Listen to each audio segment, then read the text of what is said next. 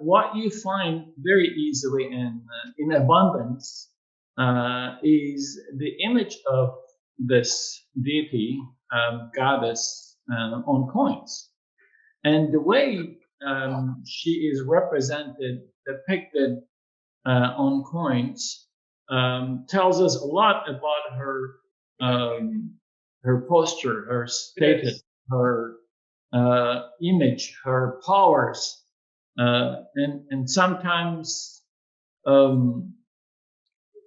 it is used in such way that it becomes a powerful image that is more than a goddess, more than a deity. It is a political personage, and it represents something more than what the religious figure would talk about. So I think the last time I did this presentation was 2011 or 2012 or something like that. So after 10 years, it's about time for an update. And to tell you the truth, each time I do this talk, I change my presentation a little bit.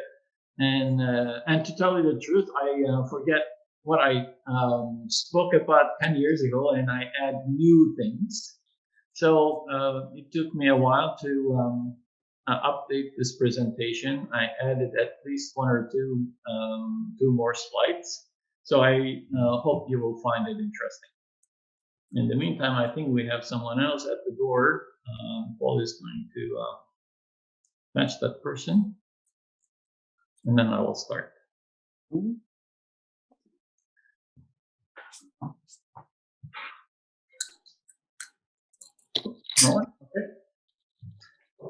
Okay.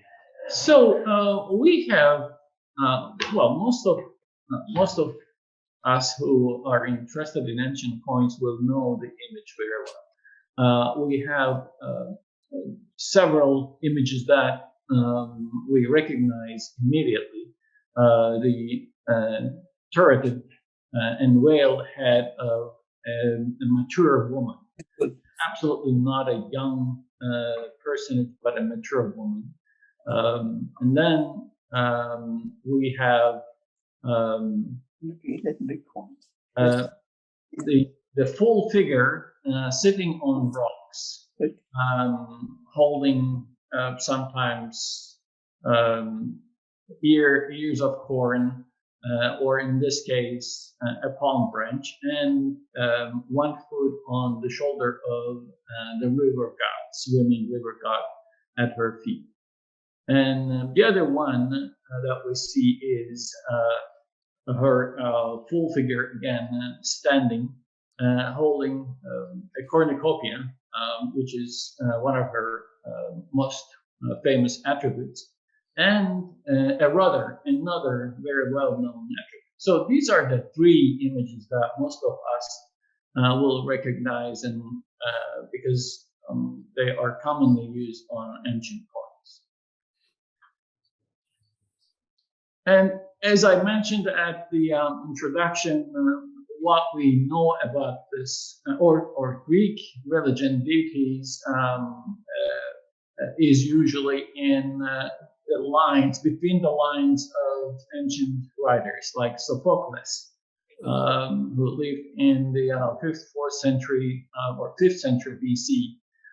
In Antigone, this is what he says. But whether he's caught or not, he's talking about someone. Fortune will decide that. Let me just try to move this.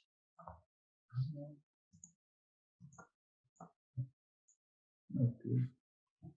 Screen. Yeah. Okay. Maybe this is better.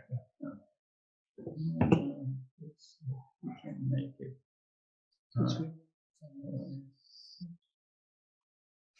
I think.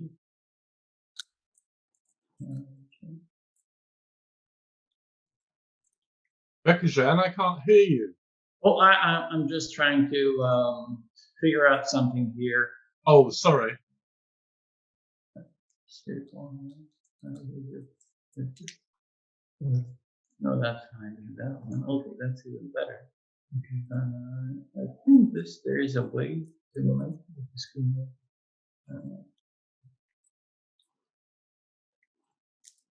It's not doing that. Okay. Okay. Well, I guess this is it. This is. Okay. Okay. Sorry, I was just trying to figure out how to use the panel here. So in Antigone, he says he's talking about a man, and but whether he's caught or not, fortune will decide. You won't catch me coming here again in a hurry. So between the lines, we see the reliance of fortune, but whether it is going to be in my favor or against me, that is not something that I choose. And then in another line, it says, from day to day, fortune raises and fortune humbles the fortunate and are fortunate alike. So is this fortune going to work for me or work against me? I will not know. Okay, so and here we have Asclepius, again from the 5th century BC.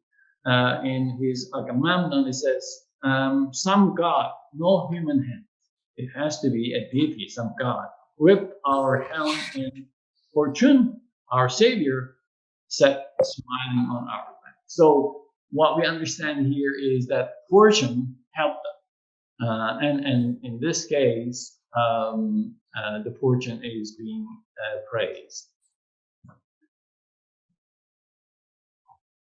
And there is a line in Polybius, when no cause can discover two events such as floods, drought, or frosts, then the cause of these events may be fairly attributed to Tykhe.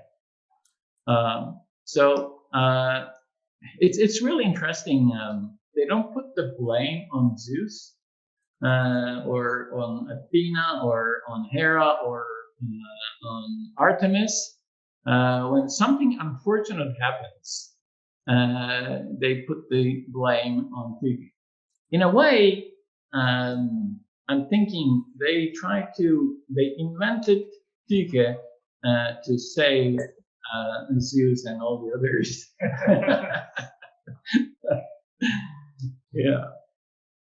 And then in another passage, he writes, and yet though men might feel that he had good cause to blame fortune for her handling of human affairs in this instance, yet he could almost forgive her when he learns how she afterward made them pay a just penalty for their actions, and how by making these kings an example, she set up an unfortunate lesson for posterity. So again, I think what we would say in Turkish, slapping with one hand and caressing with the other hand. And finally, Tykhe is not a helping power, but she actively affects a change in human affairs, Polybius says. And I have a quote from Pliny the Elder, the famous encyclopedist. He says, she's worshipped with insults, courted as fickle and often as blind, wandering, inconsistent, elusive, changeful, and friend of unworthy. We are so much at the mercy of chance, Fortuna, Tykhe, that chance is our God. And he goes on to say, common people regarded her as a divinity who distributed good and evil amongst mankind according to her caprice and without having any regard to merit. So you're a good person, you have many good deeds, doesn't make any difference. If she's going to punish you, she will punish you. If she's going to favor you, she's going to favor you. So that brings to my mind some concepts in Turkish, and this is really true for Anatolia. So it's not something that Turks invented or they brought from Central Asia, but they found it in Anatolia. The concept is called felek. It's not an Islamic concept. So, in fact, if you think about the concept, it's against Islam, but it is often mentioned whenever there is an unfortunate incident. They mention that. For instance, the first one is kör party. This is so common when something unfortunate happens. People say, "Oh, kör party, blind fortune." Interestingly, I found that the same concept is believed in Italy. So la dea fortuna a cieca, and interestingly, they got it from Latin, fortuna caeca or caeca est. Luck, goddess is blind. Then we have this concept, tarih kuşu, fortune bird. This is usually for lottery. If you buy a lottery ticket, they say, "Oh, let the fortune bird perch on you." So if you're lucky, the fortune bird will come to you and bring luck. And the most common one is kahpe. So kahpe is fickle fate or fortune. It is so common. So in the Islamic belief, you would almost think that the decision maker is God, and of course, it's not appropriate to use this this term for God. But who is impacting your destiny so dramatically, and how comfortable you feel to use degrading terms like this, fickle fate. And yeah, it is very common. That means it is not Islamic, but it is something that the Turkish people or the people who live in Anatolia inherited from their ancient ancestors. And in my mind, it is no one other than Tykhe. And Napoleon also is said to say, even your rooster will lay eggs if fortune. Yeah. So, and here I have another line from Hesiod in Theogony. He says, Tykhe is one of the many offsprings of Okeanos and Thebes.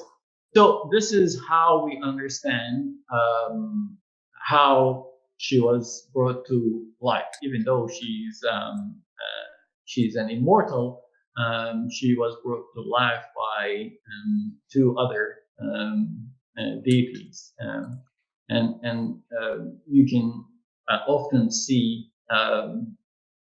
her family images on art, especially on mosaic art. These are two mosaics from the Antakya Museum. And here is a coin. I just wanted to show you the relationship with other deities. Here is a coin from Sidon in Phoenicia, showing her image before the image of a bearded man. Most people want to think that it is Zeus and Tykhe, but it is also possible that it is Okeanos, her father. And it would work because Sidon is a naval city, and it would befitting to present her with her father. And here is another one that she is seated on a chair, holding ears of corn, and with right foot on the shoulder of a swimming river god. So they all represent the fertility that they bring to the city, but at the same time, her role as the person or the power that controls the river. So floods have always been disastrous. Anytime it happened a couple months ago here in BC, and several towns and settlements and ranges were devastated, inundated, and devastated, and we still suffer from the consequences. So a city goddess that controls the river is extremely important. So a powerful image that we see here. And on the rivers is Zeus seated. And on another coin from Tykhe, literally Antioch, we see her turreted head and turreted and whale head. So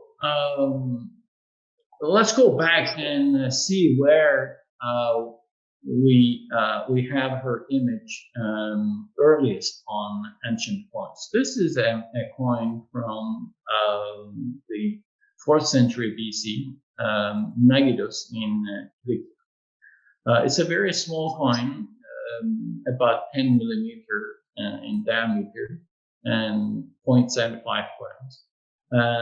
On one side is the Baal of Tarsus, seated, holding a scepter, and on the other side we have the bust of turreted Tykhe. And on each side of the face, N and A, the initials for Megiddos. This is the earliest image that I could find on ancient coins of Tykhe. And another one from, again, the 350s, 330s Cyprus, Salamis for Pythagoras. On this coin, we also have the image of turreted head of Tykhe. It's, of course, from one geography or from one place to another, images will vary.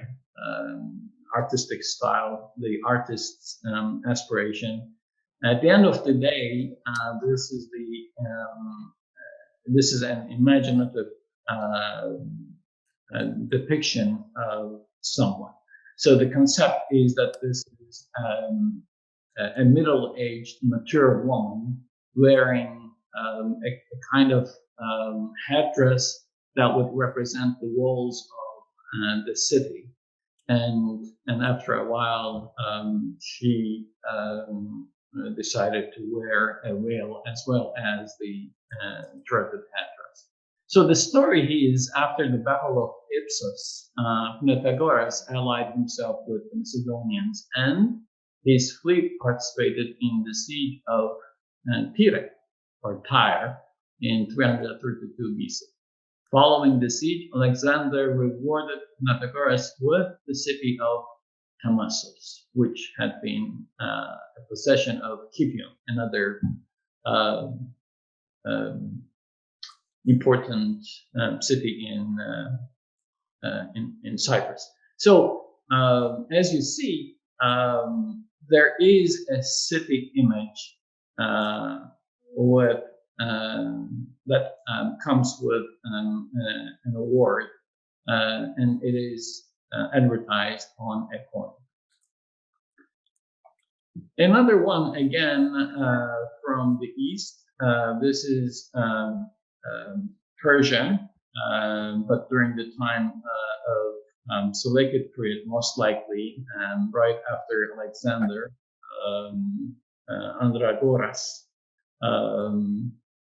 It is usually considered during the time of Alexander, but my understanding is right after Alexander.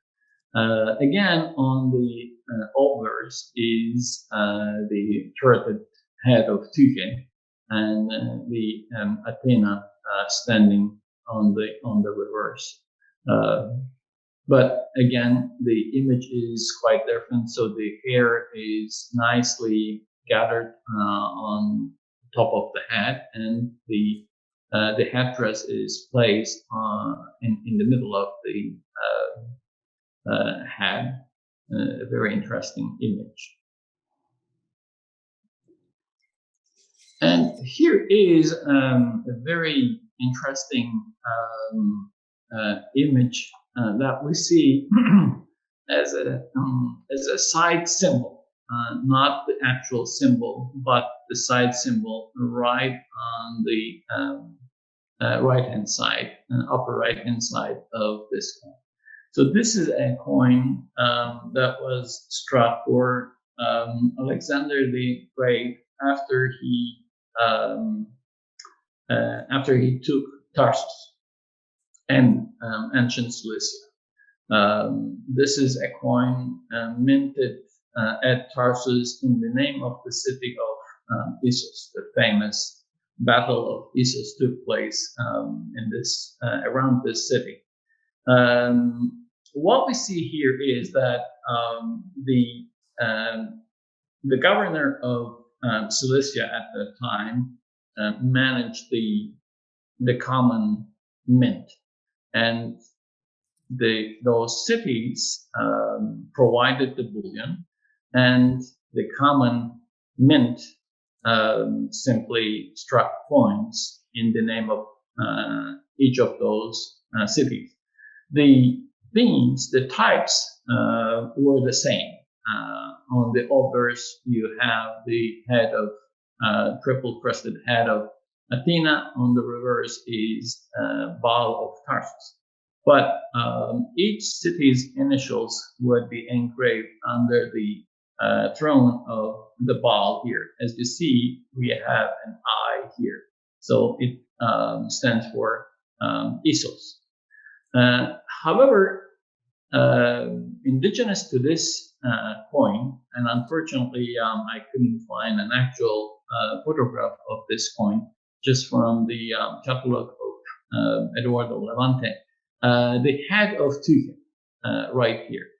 So even though it's a common strike, even though it was administered by the general governor of the province, the city wanted to show its involvement, its contribution. Literally, the city says, yes, this is a common coin, but I struck this. And this is an enlargement of this area. As you see, it's the turreted head of Tykhe. And the original coin is like this. So this little side image would have been in an area like this. So it's what we see here is more than a goddess that presides over your fortune. It's a political identification, a political image that we see here. And here is a very beautiful example of the city goddess representing a city on its coinage. It is Smyrna in Ionia, modern Izmir, 2nd century BC. This is an interesting time period. I will talk about it a little later, but I just wanted to show you how Tykhe, or city goddess, became a political entity slowly after the two examples that we saw in Nagidos and in Tarsus. On the obverse is the head city goddess with her headdress that represents the walls of the city. And on the rivers is literally the name of the city, nothing else. The city simply brags about its independence, its power to strike coinage, and its power to govern its own territories. A very, very beautiful example of what would you say? Self-determination. Yeah. And here is another example, a similar one from Sidon in Asia. We have the city goddess with her threaded headdress and the whale. Here, though, this one is a little later, maybe 50, 60 years later than the other one. And the difference I would like you to pay attention to, here we have the goddess without a veil, and here we have the goddess with a veil. So this has a significance I will talk about later. I just wanted to draw your attention to it. But the idea is the same. So it represents the city. Again, a political statement. It's not about the power of fortune, or indirectly they show their fortune, but primarily the main idea is we have the power to determine our destiny. And then you have coins that became so popular, like Alexander's coinage, that many Western Anatolian cities use the same images, albeit with different artistic styles, to strike coins in the second century BC. So this is 220, 200 BC, they say. And this is, as you know, some of you might be familiar with the coinage of Alexander the Great. On the obverse is the head of Heracles, and on the reverse is Zeus. But here, as a side symbol, after the Issos example, we see the head of Tykhe again as a side symbol. So as you see, the legend says Alexander, nothing else. So you would think that it was a coin struck for Alexander. No, not really. It was struck by the city of Smyrna, and to show the civic symbol, they included the head of Tykhe together with Zeus. Another political statement. And Athens struck coinage starting from the 6th century BC all the way through the Roman Empire here. And just like the US dollars, they stuck with two images: head of Athena and her sacred symbol, bird, and all. This is the new type, alls, again, 2nd, 1st century BC. Again, you have Athena on the obverse and her sacred bird on the reverse. But again, these series come with many different side symbols. And on this one, we have the Tykhe as a side symbol, standing, holding a cornucopia, and most likely holding a fiave for libation in the right hand. So Tykhe is everywhere, symbolizing the city. And Tykhe is even on counterparts. Here is another Alexander type from the Alabanda mint. and it was revalued most likely, or it was struck in a different city, but to be able to circulate it in another place, they sometimes use countermarks. But in this case, it was most likely placed to revalidate the coin. But it is really interesting to have this one. I'm just trying to see what happened on the reverse, but obviously they didn't try to erase or deface what was on the reverse. They just wanted to put this countermark here. Regardless of the purpose, the city image is there, and it is telling us that this was done by the authority of the city. So another political statement here.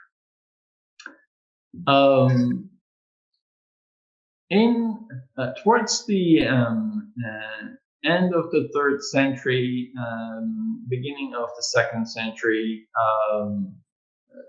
the Seleucid Empire was growing all of a sudden very quickly under the leadership of Antiochus III. He managed to capture the whole Anatolia, and then went on to invade Macedonia to claim Alexander's empire. For a while, he was successful, and then something unexpected happened, and some other powers got involved, and one of them would prove to be much stronger and great tacticians that later we will know them as Roman Republic. And Roman Republic made alliance with some other Anatolian kings and cities, and finally they managed to defeat Antiochus III, and Antiochus had to abandon the whole Anatolia and move behind the Taurus Mountains. And guess what? The Pergamon kingdom claimed certain area, but the rest of the Western Anatolia, the Romans set free. When I said set free, they didn't know, they didn't have the means to manage an administration in that area. And they said, you are free to do whatever you want to do until we figure out what we're going to do with you. And this was a turning point in the history of city-states.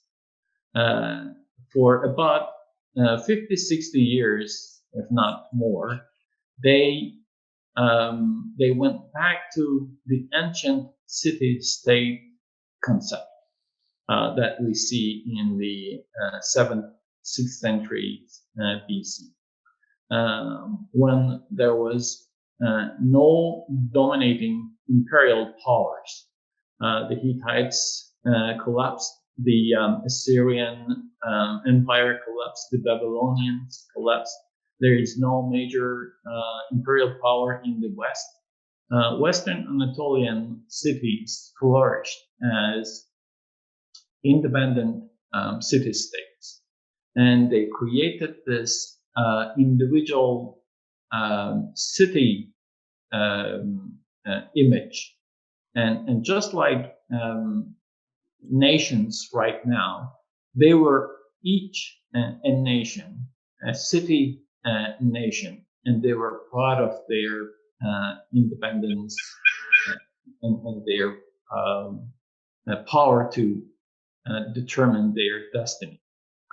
But of course, then the Persian Empire came, and then the Greeks created alliances, and unfortunately, many of those cities lost their independence, and they became the subjects of larger empires. However, that aspiration, that yearning, that pride of being an entity of their own remain. And during this time, in the 2nd century, they managed to they get a glimpse of that pride, and they start to strike coins. And the coin that I showed you earlier, this one was actually an end result of that aspiration. But what happened in the West impacted the East as well.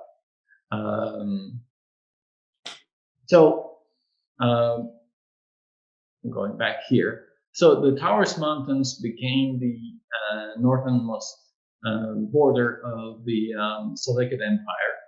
And the cities here in this area, there are quite many cities in this area, could see what was happening in the West.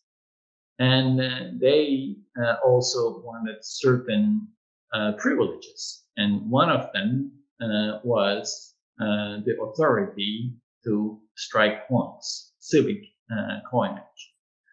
This is really interesting that Antiochus IV, in the meantime, that ascended to the Seleucid throne, he gave the privilege of striking coins to many cities in Cilicia and in Syria again. And guess what? What image they used on their coins? This is a coin of Tarsus. The name of the city also changed. It became Antiochia by the Tykhe River. The whole legend changed, but on the obverse we see turreted head of Tykhe. So the city simply decided to advertise its quasi-autonomous status by using the image of the city goddess Tykhe. It's not only Tarsus, of course, other cities, Aradus in Phoenicia, also struck coins with the same or similar image. As you see, stylistic differences aside, the headdress that represents the walls of the city simply identifies this personage as Tykhe. And only in the background, one of her symbols is a palm branch that we see. It's not only there, but in Parthia, the king Pakoros II also used the image of the city goddess on a coin that was struck in Seleucia on the Tykhe. So again, even though it's a sovereign, the coinage was used in a city, and the sovereign simply allows cities to enjoy this health independence. Of course, they are not independent. Of course, they have no power at all. But it's a trick that sovereigns played at that time to manage the territories, vast territories with different with population that are not 100% supportive of their regime. Let's put it that way. Here is a famous personage. Most everyone will recognize her beauty. Cleopatra VII. This is a coin struck in Damascus in Syria. And on the obverse is her image, and on the reverse is the city goddess seated on rocks, holding cornucopia. One hand is extended. Under the hand is the date, and also a sistrum here. And again, at her feet is the swimming river god. And as you see, the feet are on the river god's arms. So she's controlling the river. So was Tykhe only popular in the East? No. Here is a coin from the Roman Republic. We have a female bust with turreted headdress, and we have every reason to think that this was a city goddess for the city of Rome, even though Rome itself was also represented by a mature woman image, but her image is quite different from what we see here. So because of the city wall design in the headdress, it's safe to say that this is also a Tykhe or city goddess for the city of Rome. And here is a caricature-like coin from Spain, Iripo, most likely from the time of Augustus. On the obverse is what you would call bare head of male, and numismatists believe that it's Augustus. And on the reverse is an abstract figure of Tykhe, seated left, holding pine cone and cornucopia. So I mentioned the cities that changed the figure of Tykhe over the years. First, we see her with the headdress without a veil, and after a while, we see the same image with a veil. And this happened in Cilicia most likely, because we can see the transition most commonly in Cilicia.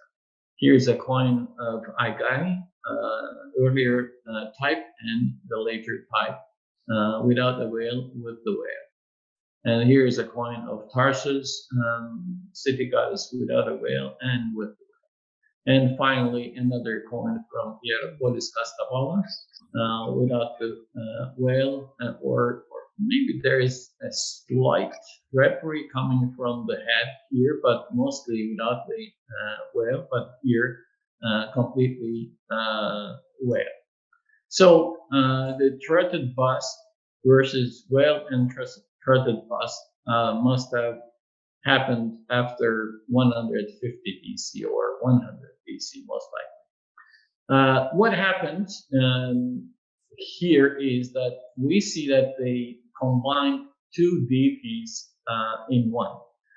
City goddess, well known, but at the same time, Demeter is also well known. Demeter is the protector of the farmlands, the crops.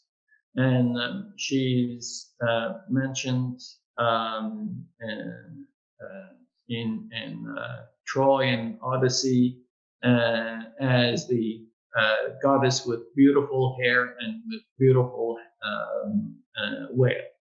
So the most likely the coin image developers, engravers in Cilicia decided to combine these two deities in one, and city goddess becoming so popular, they simply took Demeter's veil and put it under or over the threaded headdress of Tykhe. And from then on, from the 2nd century all the way to the Roman period, we always see the city goddess with the same attributes, the threaded headdress and the web. The city goddess was depicted differently in each city. Here, the threaded headdress is the standard, but this is a coin of Zephyrium, again in Cilicia, modern Mersin. On the reverse is again the city goddess seated. This time, she's holding a scepter. Since she's not a war goddess, we don't think that it is a spear, but it's a scepter. So she's not holding a palm branch. She's not holding ears of corn, but she's holding a scepter. Even though we can say that this is a political statement, on the reverse, with the scepter usually stands for authority. Only a king or a god or goddess can hold a scepter, no one else.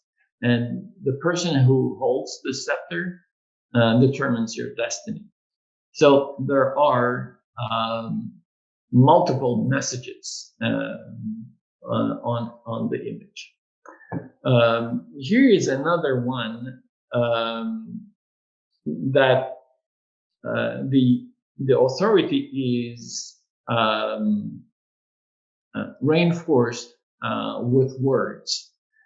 This is a coin of Agai, another naval city, modern Yumurtalık in southern Anatolia. On the reverse, it says Aigaion, the coin of the people of Aigai. Aigai is the Ieras Kai Autonomo, the sacred one and the autonomous one. Wouldn't you love that?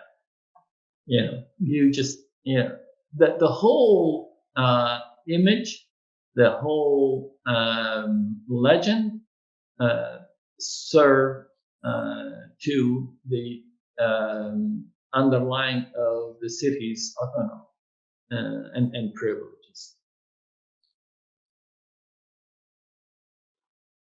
Here is an interesting one from Tarsus. This is also most likely 2nd, 1st century BC. They must have been used for a long time, over 60, 70 years, if not more, these coins. There are literally hundreds of varieties. But the interesting thing here that I would like to draw your attention is what the city goddess is called. She is sitting on a chair. The river god is swimming. Her right foot is on the shoulder of the river god, but she's holding 2 ears of corn and a poppy. A poppy is poppy seeds are still very famous in Anatolia, and they are widely used in baking. Even though growing poppies has been an issue in the last 100 years or so.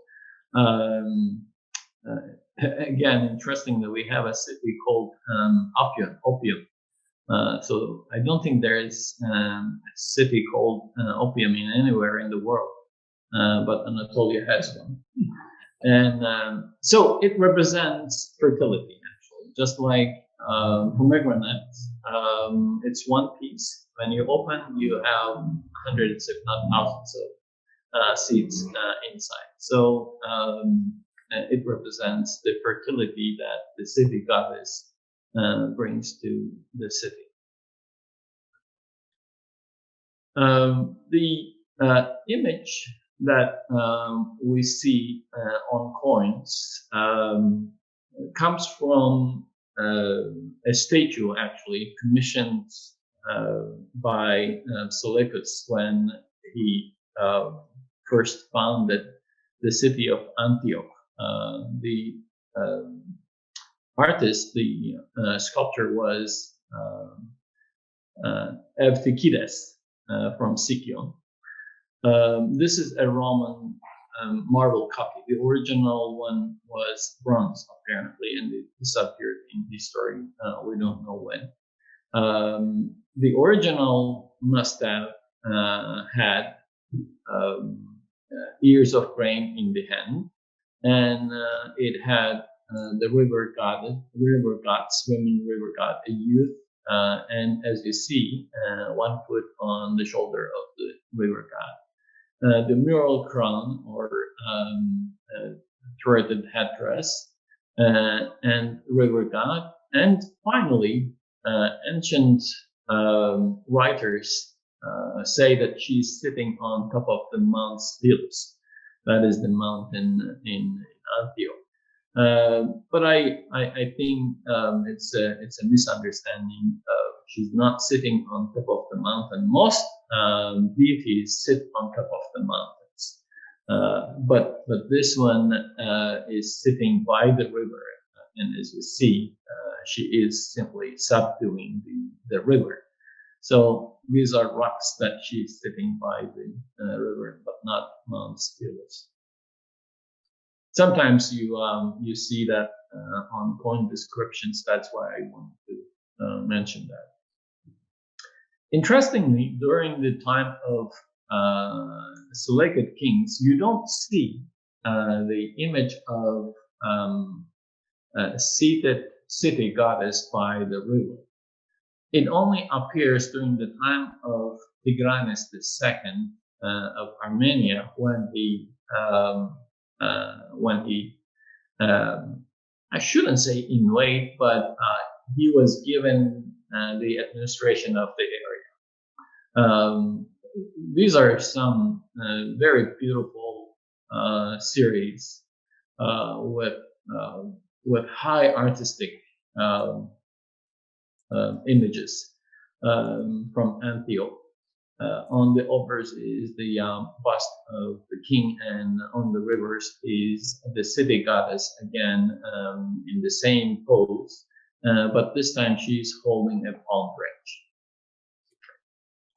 And the same image, after about 60, 70 years, appears on the coins of Augustus, again in the same city, and almost the exact same image, different artistic style, but the same image appears here. So there are temples dedicated to Tykhe, both in Anatolia, and there was one in Egypt, most likely, and one in Rome.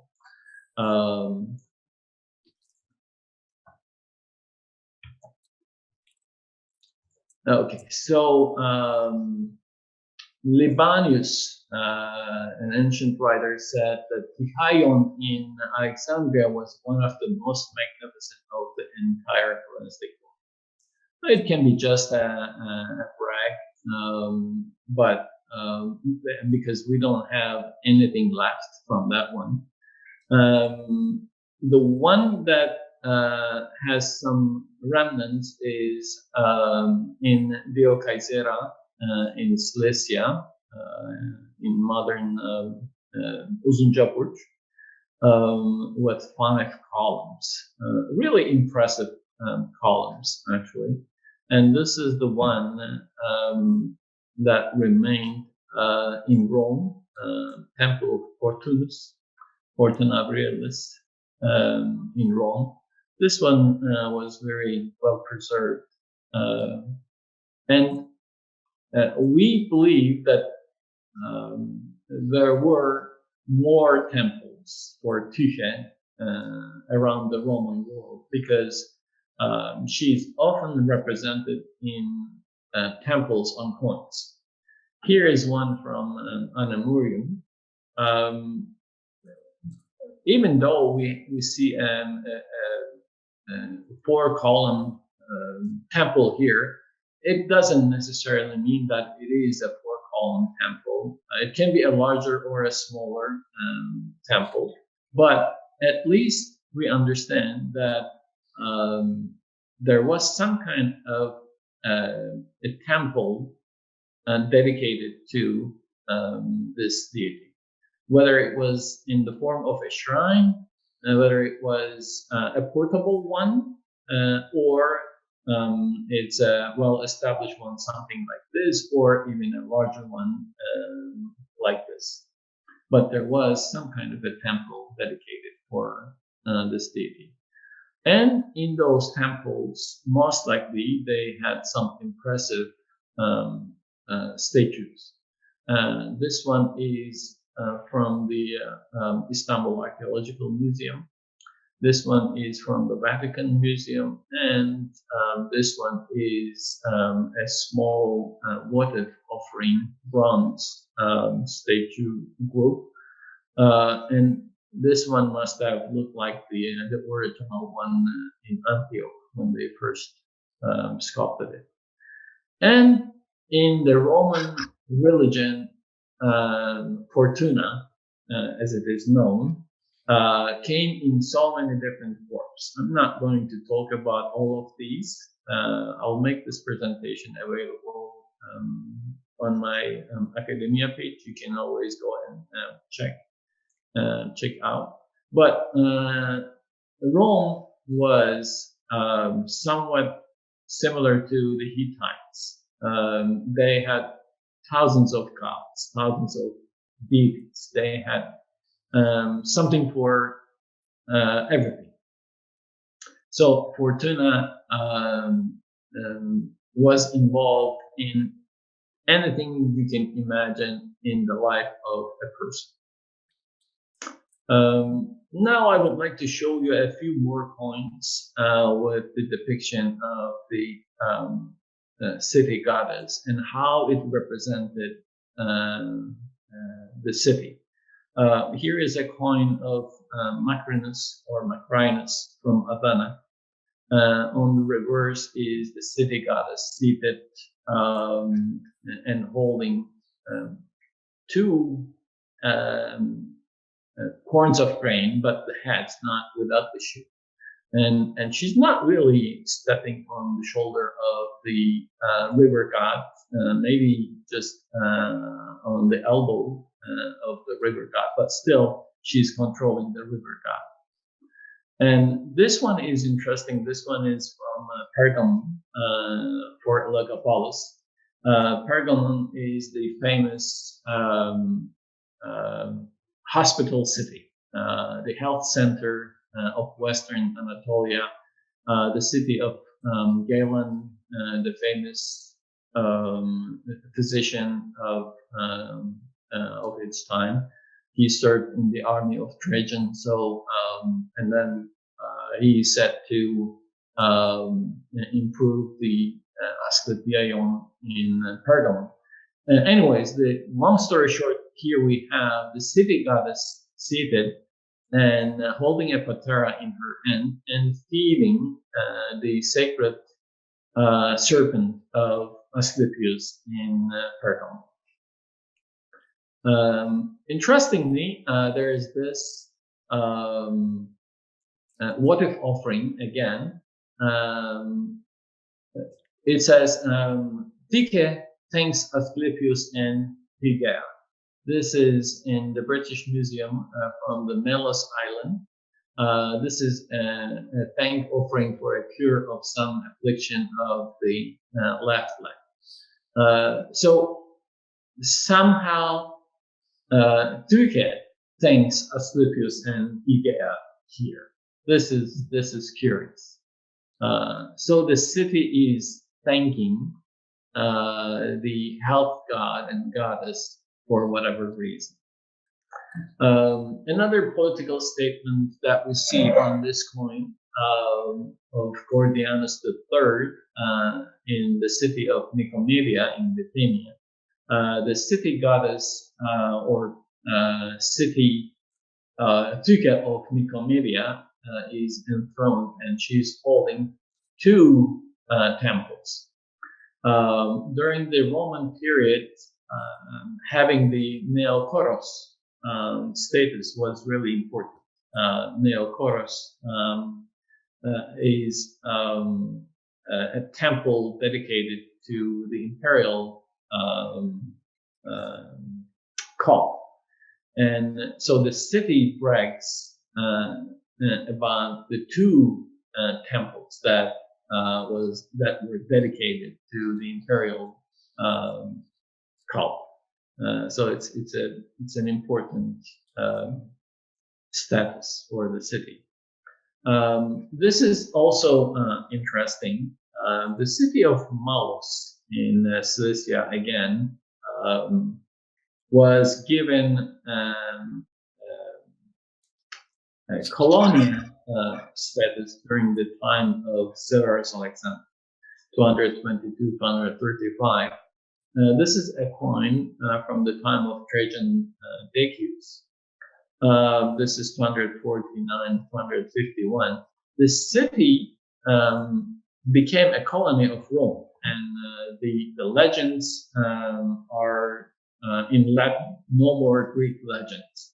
So it's literally a Roman city, supposed to be, but the city on the obverse, you have the whale bust of the Roman Senate, Sacra Senata or Sacra Senatus, the sacred Roman Senate.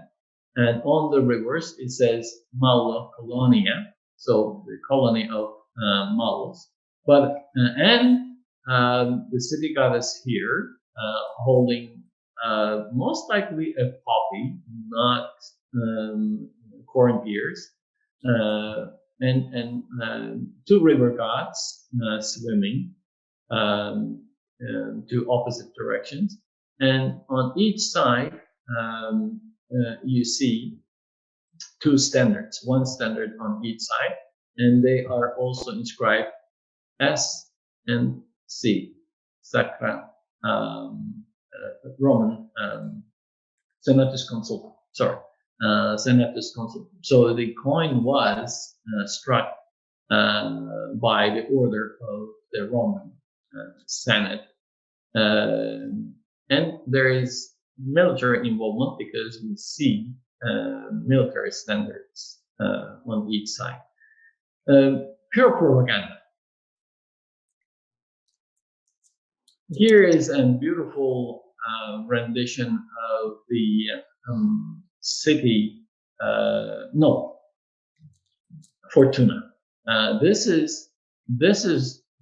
image does not represent the city goddess. This image represents the goddess of chance, because this one you have two attributes that are for her powers. She brings abundance, and she determines your destiny. So she's holding the wheel of your car. In this case, it's the rudder of a ship. This is for Julia Mamea in Salgia in Pisidia. And this one is interesting, a political statement, and again, not a religious statement. And interestingly, on this coin, we see that the Tykhe or Tykhe of each city is different, and they are considered different. On this one, a coin for Septimius Severus in Tarsus, in the middle we have a sitting figure, and then we have one on the right hand side and two on the left hand side. So and the legend literally describes the scene. It says Adri Severianen, Tarkun, Metro, Ton, Hü, Enaxion, Araida, Kilikia, Isaura, Laconia. So it's after bragging about Severus's ownership of the city and Tarsus being the metropolis and the center of the three provinces, and they explain Kilikia, Isaura, and Laconia. It's an unbelievably beautiful representation of city pride. The city of Tarsus simply claims that it is the center of all these territories. Here is another political statement, again from the city of Malos for Trajan Decius. On the reverse, on the right-hand side, is the Kitistas, the founder of the city, Antilochos, holding a branch and crowning the emperor. How do we know that this is Antilochos and the Kitistas? And that means the founder, because there is here a yoke of oxen. A yoke of oxen usually represents the founder. So this must be Antilochos and with his attributes, but he is crowning the emperor, and the emperor is giving the city goddess holding a cornucopia a small statue of Marsyas. Marsyas represented beautiful days, happiness. So the founder of the city is blessing the emperor, and the emperor is giving his blessings to the city.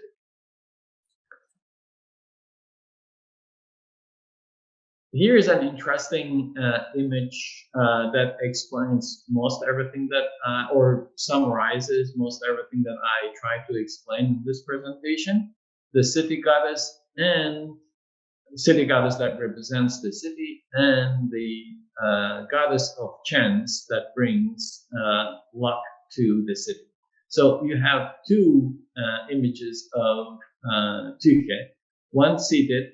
Obviously, it is the city goddess representing the city, and the other one is standing with her attributes, cornucopia and a rudder, bringing good luck to the city. And of course, the river god in the middle. This is from the Kaisera in Silesia again. Another propaganda piece. This time, the emperor is giving a crown of Kilia to the city. Again, the emperor is bringing authority to the capital city and making a political statement. And one of the last few, this one is interesting. This one is also from Adana in Silesia for Gordian III. We have the city goddess in the middle, and around it is, interestingly, the circle of zodiac, the 12 signs of the zodiac. Literally, and the legend of the city, Adrianon, Athenaeon, of Hadrian's and of the Adana people's coin, literally saying that the city is the center of the universe, because the zodiac was the known universe at that time, and the city is in the middle of the zodiac circle, meaning it is the center of the world. It's a big brag, but yeah, who can dispute them? And if they can dispute, they can go ahead and object to it. Finally, in later Roman Empire, Constantius II, this is a medallion, quite a large coin. On the reverse, we have the city of Constantinopolis. Literally the same idea, the city goddess, actually. She's sitting on an ornamented throne, holding a victory on a club. And Theosos, an attribute of Dionysus, again bringing happiness, and one foot set on prow of a ship ornamented with eagles. So the city is by the sea. So she's not stepping on the shoulders of a river god, but she's controlling this sea. A very interesting depiction of the city goddess. And going further into the late Roman period, Justinian I, 527-565, Christianity became the official religion of the Roman Empire 200 years before. However, the city of Antioch is so proud of its symbol, it continues to use the image of seated city goddess, but this time the city goddess is seated on a globe. So again, there is a claim here, and the name of the city changed for a while, Theopolis, instead of Antioch. So Theopolis is the center of the world, another civic pride representation. City goddess appeared on stamps during 1950s, 1953. This is an Italian coin, the famous statue that I showed you earlier. And interestingly, it appears on a Syrian coin from 1966, together with Astarte, Astarte seated, and Tykhe standing. This is also interesting to note. And there is a rather modern statue of Fortuna by Johannes Penck in Vienna. I think with just the cornucopia, it is related to Fortuna. The rest, she has wings and holding a branch in her hand, but it is also identified as Fortuna. And I would like to encourage you to go on YouTube and watch Karl Orff's Carmina Burana. Old Fortuna is a very famous chapter in Carmina Burana. I love it. And many years ago, this link is really valuable. This was from 1975. It's a very great show, and it tells you a lot about the belief around Fortuna in the Middle Ages. And the last item I have here is Tykhe Industries in Andhra Pradesh in India. I checked it last night and they still exist. So if you're interested in doing business with a Tykhe related company, they are in Andhra Pradesh, not too far. Thank you very much.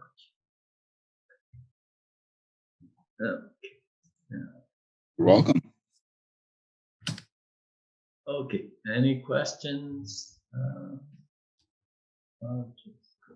I do have one question. I sent out a reminder last night. I was wondering if it actually went out.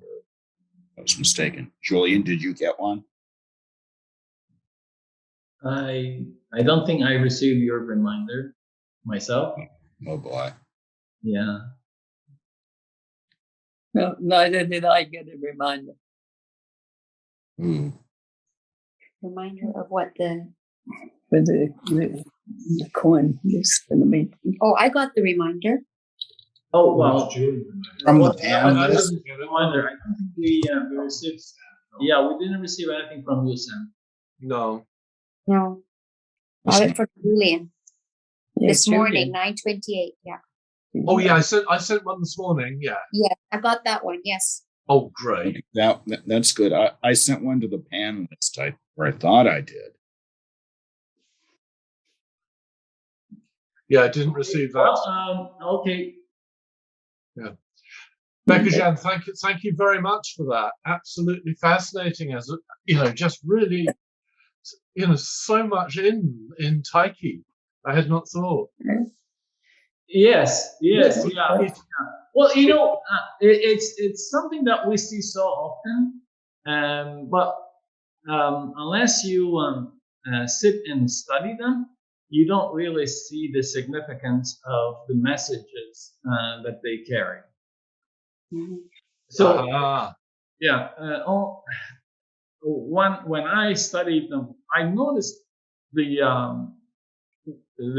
whale detail many years ago, and I thought it was really interesting because not very many people interesting. had paid attention to that until then. Yeah. That was one of the reasons why I wrote that little article about Tykhe. And then we did this presentation. So I thought it would be nice to share that story with everyone again.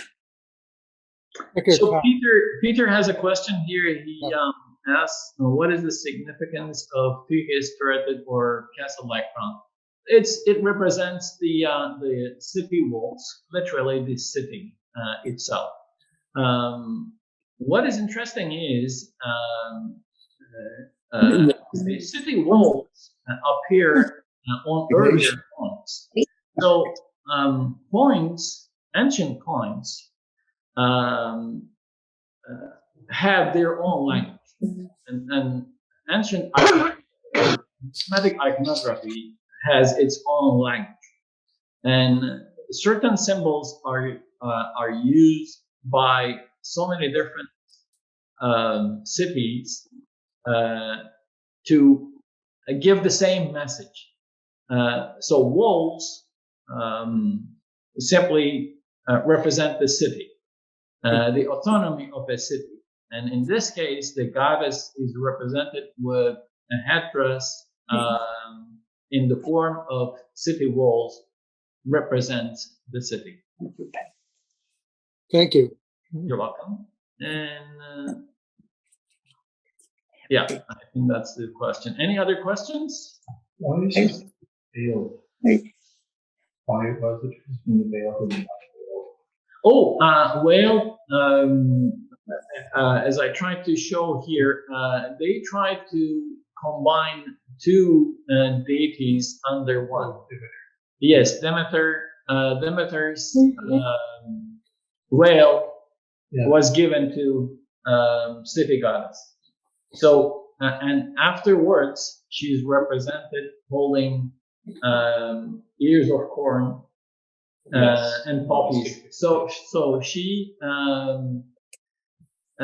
it's a shrewd attempt for certain cities to combine these two. Demeter, because Demeter brings fertility to the farmlands, but city goddess also does the same thing. Some cities would issue veiled but cannot.